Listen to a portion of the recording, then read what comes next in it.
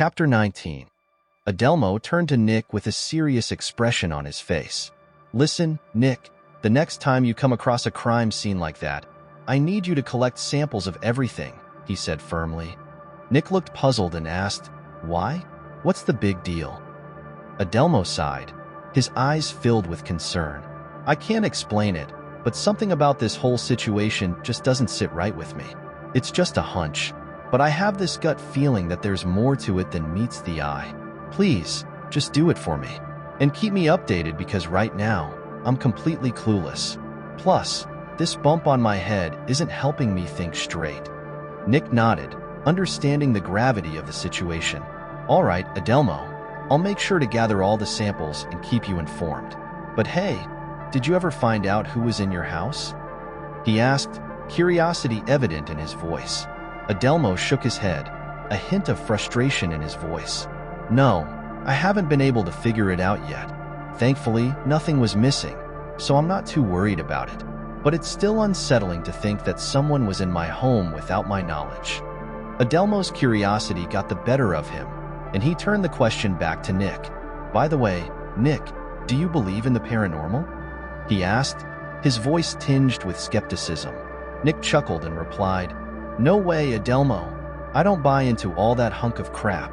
I believe in facts and evidence, not ghosts and supernatural stuff."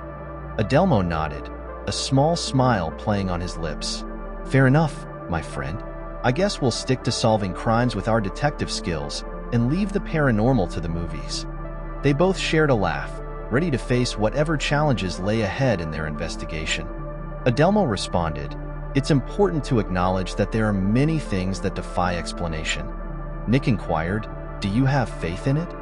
Adelmo replied, "Not really, but whenever I ponder the idea, it sends a shiver down my spine.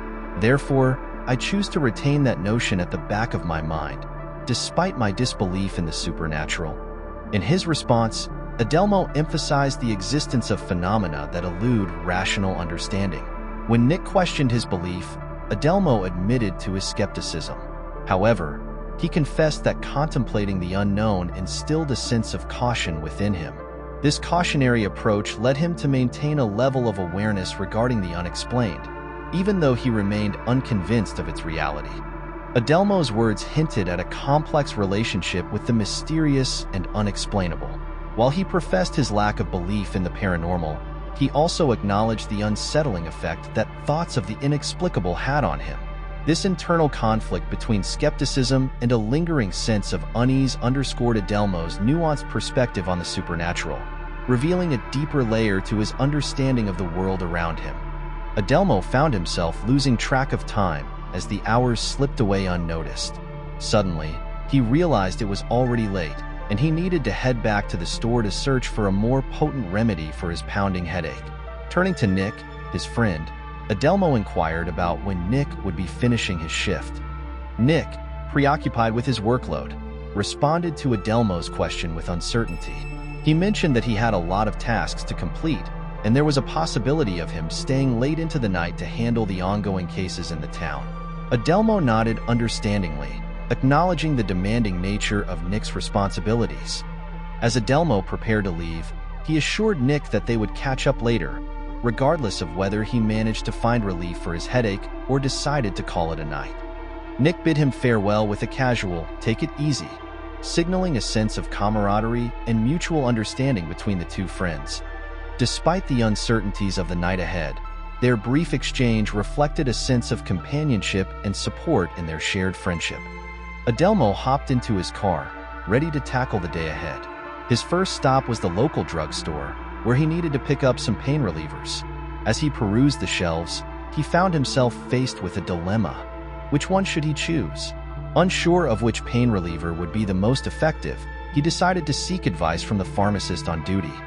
The pharmacist listened attentively as Adelmo explained the discomfort he was experiencing. Curious about the cause of his pain, the pharmacist inquired about what had happened. Adelmo recounted the incident that had led to his current state of discomfort. After hearing his story, the pharmacist informed Adelmo that there were no over-the-counter medications strong enough to alleviate his pain without a prescription. However, the pharmacist didn't leave Adelmo empty-handed. He guided him to the section with the strongest over-the-counter pain relievers available. Handing him a bottle of the recommended medication, the pharmacist reassured Adelmo that it was the best option for his situation. Grateful for the assistance, Adelmo expressed his thanks and proceeded to purchase the pain relievers, along with something to wash them down with. With a newfound sense of hope for relief, Adelmo left the drugstore, eager to try out the pharmacist's recommendation. After leaving the store, Adelmo made his way back home, feeling the weight of the day's events on his shoulders. As he entered his house, he decided to lay down in hopes of finding some relief from the pain that had been bothering him. However, as time passed, he realized that simply resting was not going to make the discomfort disappear. The thought of all the tasks waiting for him made it impossible for him to stay still. Driven by a sense of urgency, Adelmo got up and decided to take a walk to clear his mind and perhaps find a solution to his predicament. As he stepped out of his house, he appeared composed. But as he neared the store that had been broken into, a sudden wave of agony washed over him. The pain was so intense that he found himself on his knees, clutching his head in agony. Determined to push through, he began to crawl, hoping that movement would alleviate the pain. Despite the excruciating discomfort, Adelmo continued to move forward, inching away from the store that seemed to be the source of his suffering. Slowly but surely, the pain began to subside as he distanced himself from the scene of the break-in. With each step he took, the throbbing in his head lessened, until finally, he found himself free from the torment that had plagued him moments before. It was a relief to feel the pain dissipate as he walked further away, leaving behind the store and the anguish it had caused him.